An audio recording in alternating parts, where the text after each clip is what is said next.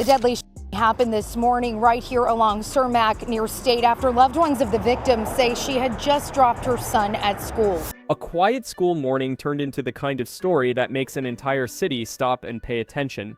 A mother drops off her son, heads back toward the street, and minutes later a confrontation unfolds that leads to a tragic outcome. Was this simply an encounter that spiraled?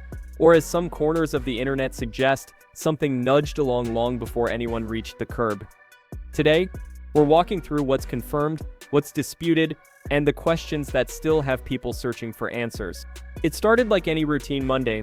South Loop, Chicago, just after 9 in the morning near 200 South State, two women who knew each other crossed paths. Words shortened the distance between them, emotions climbed, and a physical altercation followed. In the chaos, the situation escalated and resulted in critical injuries to a 31-year-old mother who was rushed to the hospital. She later passed. Hours after the headlines, the image many people remembered most didn't come from the scene. It came from a small lunchbox note she had written to her child. A loving push to start the week strong. A reminder that he's smart, funny, and loved. That quiet detail traveled farther than any commentary. Officials chose their words carefully. Police characterized the incident as domestic-related. A woman connected to the encounter was initially detained, then released without charges, while detectives continued taking statements and reviewing available material. No one in uniform rushed to declare a motive, and that caution created a vacuum online. The family held a vigil. There were balloons, candles, photos, and a grandmother whose voice kept breaking when she tried to describe a child who suddenly wouldn't talk. Grief asked for answers. The process asked for patience, and the city waited somewhere between both. Then the chatter started. Clips filmed on phones began circulating on social platforms, brief, emotional, and incomplete. People described what they believed they saw, who moved first, and what was said. In some audio, voices claim the other woman stated she had a license for what she was carrying. Others insist the encounter could have been avoided altogether. These recordings are powerful, but here's the catch. Most of those specifics have not been confirmed by major outlets or law enforcement. They are pieces of a puzzle on a table we can't fully see. Until investigators match angles, timestamps, and accounts, those details remain exactly what they are: allegations and interpretations. Confusion grew because there isn't just one version of events in circulation. There are at least two. One says the mother returned to the school with lunch, words were exchanged, the conflict turned physical, and the other woman reacted in the moment to protect herself. Another version, fueled by posts and comment threads, claims the adults arrived in separate cars even though some say they came from the same house. That detail, if true, might mean nothing more than scheduling or errands, or it could suggest planning. Right now, it's a puzzle piece without a confirmed place on the board, and it should be treated as unverified until investigators say otherwise. Because the internet moves fast, the legal pieces often get flattened. Let's slow them down briefly. In reviews of self-preservation claims, investigators consider imminence. Was there a clear, immediate threat? They weigh proportionality. Did the response exceed the perceived danger? They ask whether a reasonable person in that same instant would believe they faced serious harm. Seconds matter. Angles matter. Distance matters. So do injuries, witness consistency, and the steps each person took before the final moment. If there were earlier confrontations, those can shape how officials interpret fear, intent, and escalation, but they don't decide the case on their own. The last seconds still carry the most weight. While that analysis plays out, the human story keeps pressing in. Friends describe a woman juggling school, plans, and parenthood, the kind of person who slipped little pep talks into a lunchbox. The vigil wasn't quiet because people were angry. It was quiet because they were stunned. Parents kept glancing at the school doors, imagining their own kids walking out to a world that had changed in a morning. That is why public pressure spiked. The setting was ordinary. The timing was ordinary. The result was but the open questions remain heavy. Who initiated contact that day? Did anyone try to disengage and walk away? Was anything carried as a precaution, as part of daily routine, or because someone truly believed danger was likely? Rumors suggest unverified there was a history between the adults, a pattern of arguments, and a long fuse that finally burned down. Reports claim, also unverified, there might be clips showing earlier confrontations. If those exist, investigators will review them frame by frame and line them up against every other piece of evidence they can find, from call logs to location data. Here's what typically happens behind the scenes. Detectives build a timeline down to the minute. They gather security footage from traffic poles, school entrances, corner stores, and nearby buildings. They study trajectory indicators and distances, looking at physical evidence consistent with how close people were and which direction they moved.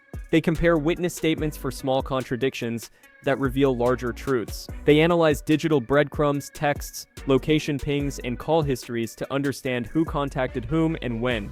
They look for previous reports filed by anyone involved, and they trace how those records might inform the understanding of fear and intent. It's careful work, but it's the only way to move from everyone is saying to this is what happened. As the city argues, two narratives continue to harden. One says the tragedy began and ended in a burst of panic with split-second choices. The other says the day started earlier, with decisions that pushed everyone toward a predictable result. The first view emphasizes that real life doesn't happen in slow motion. The second counters that patterns leave trails, and trails can look like intention. Both camps are loud, and both are guessing. That doesn't make them wrong, it just means they haven't had to prove they're right. Where does the family stand? They stand in the only place they can, next to a child who now has a note that reads like a goodbye. Nobody meant to write. They want justice, and by justice they mean clarity, that leads to accountability. They want to know whether the story is immediate self-preservation or something that started long before anyone reached the sidewalk, and they want the process to move faster than the rumor mill, even though it rarely does. Anyone who has lived through a drawn-out case knows the rhythm. One update, 3 new questions. There's also a reason people keep circling back to the same points. The setting was a school. The time was drop-off. There were other parents, teachers, and kids nearby. That proximity raises the stakes. It changes how people imagine the risk, and it intensifies their fear that ordinary routines aren't safe. Communities do what they can.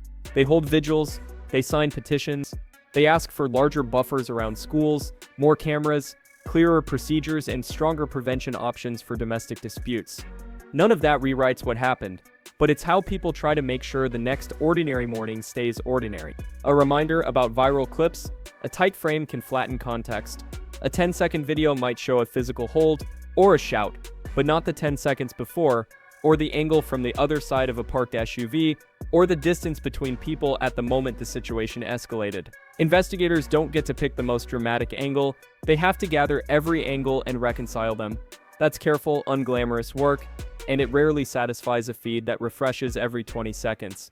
But it's the only path that holds up later. One more piece of online buzz needs careful framing.